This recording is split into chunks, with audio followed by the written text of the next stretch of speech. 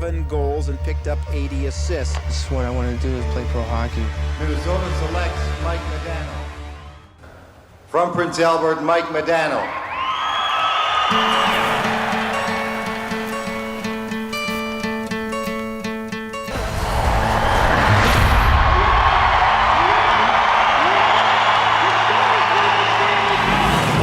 There is a moment every hockey player remembers.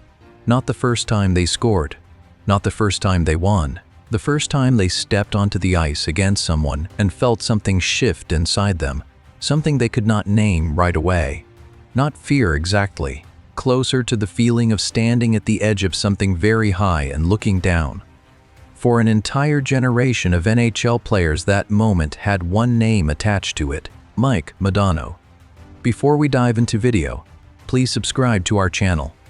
Before anyone talks about what it felt like to play against him, let us look at what the numbers actually say, because the numbers alone are enough to make any serious hockey fan stop and reconsider what they thought they knew about the sport. Mike Modano retired as the highest-scoring American-born player in NHL history.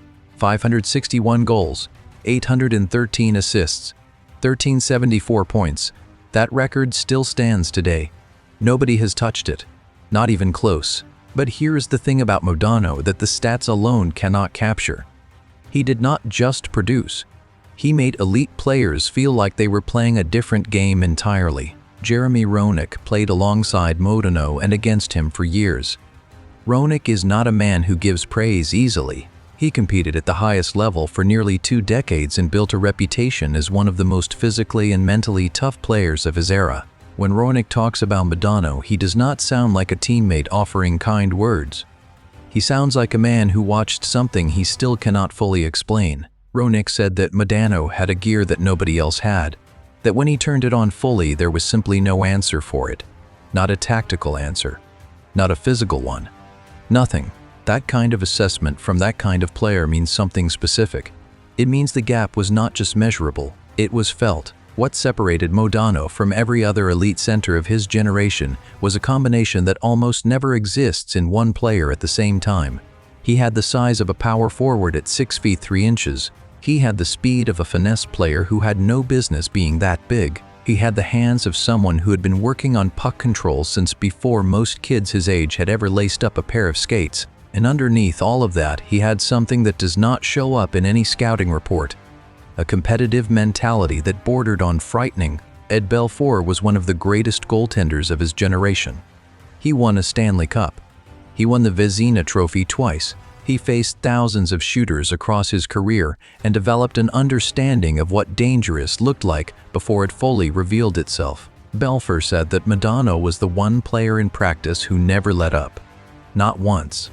Not at the end of a long practice. Not on a Tuesday in February when nothing was at stake. Every repetition was treated like it was Game 7. Belfour said that watching that day after day either raised your level or it wore you down. There was no middle option. Think about what that means coming from a goaltender. A man whose entire career was built on reading shooters and preparing for the unexpected. And he said Modano was different. Not difficult in the way other elite scorers were difficult. Different in a way that required a completely separate level of preparation. Darian Hatcher was Modano's defensive partner and teammate for years in Dallas. Hatcher was one of the most physically intimidating defensemen of his era. Opponents did not enjoy playing against him. When Hatcher describes what it was like to have Modano on the same side, he uses a word that comes up again and again from people close to the situation: relentless. Not talented, not skilled, relentless. Like there was an engine in him that other people did not have access to, and he ran it at full capacity every single time he put on skates. This is the part that separated Modano from players who were simply gifted. Gifted players coast sometimes, not because they are lazy, but because the game is long and the season is longer, and even elite athletes manage their energy. Modano did not appear to have that mechanism. The dial that most players use to conserve something for later seemed to be missing in him entirely. Guy Carbonneau spent years playing against Modano in an era when defensive forwards were specifically deployed to neutralize the most dangerous offensive players in the league. Carbonneau was exceptional at that job. He won the Selke Trophy 3 times. Shutting down elite scorers was not just what he did, It was what he was known for across the entire sport. And when Carbonneau talks about trying to contain Modano, he does not describe it the way he describes matching up against other elite centers. He describes it as a problem that changed shape every time you thought you had solved it. The speed was the first issue. You adjusted for the speed, then the reach. His stick was seemingly everywhere. You adjusted for that. Then the release. The shot that came from angles that should not have produced dangerous shots and somehow did anyway. Carbonneau said that Modano forced him to prepare differently, not just physically, but mentally. He had to think about Modano in ways he did not have to think about most opponents, because most opponents had a pattern you could study. Modano had patterns too, but he could abandon them mid-sequence in a way that made all your preparation feel suddenly irrelevant. That is not a minor compliment from a 3-time Selke Trophy winner. That is a confession. Mike Vernon played goal in the NHL for 19 years. He saw everything. He faced the greatest players of multiple generations and developed the kind of calm that only comes from surviving decades at the highest level of the sport. Vernon said that Modano had an ability to make you commit before he committed. Most shooters give something away before they decide. A shoulder dip, a change in stride, something small that a veteran goaltender learns to read. Vernon said Modano gave you false signals.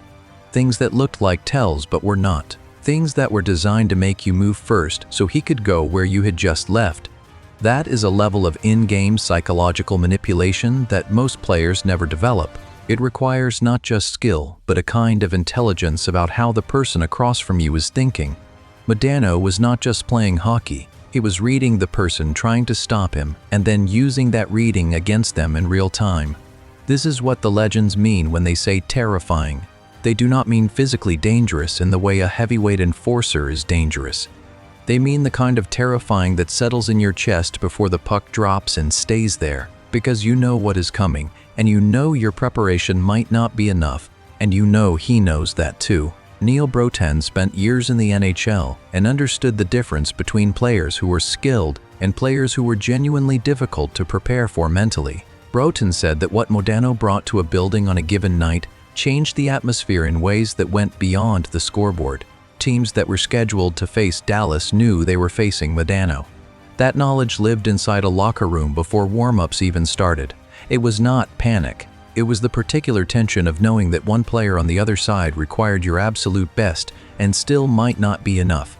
That is a specific and rare kind of dominance. Most elite players make opponents work harder. Modano made opponents question whether working harder was even the correct solution. His 1999 Stanley Cup run with Dallas is the defining statement of what he was capable of when everything was at stake. In the playoffs that year, Modano was not just producing offensively, he was driving the entire identity of that team. The way he competed in overtime situations, the way he elevated in Game 7, the way he seemed to absorb pressure rather than buckle under it. Brett Hull was on that team. Joe Nieuwendyk was on that team. Both of them Hall of Fame players, and the person who set the tone for how that team competed in the hardest moments was Modano. That says everything. Joe Nieuwendyk himself has spoken about what Modano brought to that locker room in terms that go beyond hockey ability. He said that Modano had a standard, not a spoken standard, not rules he laid out or speeches he gave, a standard that was visible in how he practiced, and how he prepared and how he showed up in moments when other people looked for reasons to take the pressure off themselves. Nieuwendyk said that standard was contagious.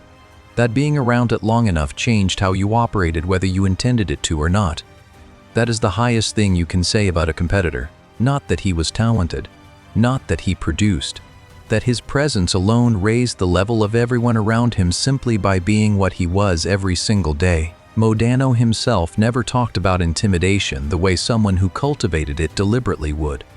He talked about preparation, about the work being the point, about competing being its own reward separate from outcomes. He believed that if you did the work completely and competed without reservation, the results would follow. And for 21 seasons at the highest level of the sport, that belief proved correct in a way that left an entire generation of opponents and teammates alike searching for words to describe what they had witnessed. The legends who played against Mike Modano do not describe him the way you describe a great player. They describe him the way you described something that changed your understanding of what was possible. That is not admiration. That is something much closer to awe.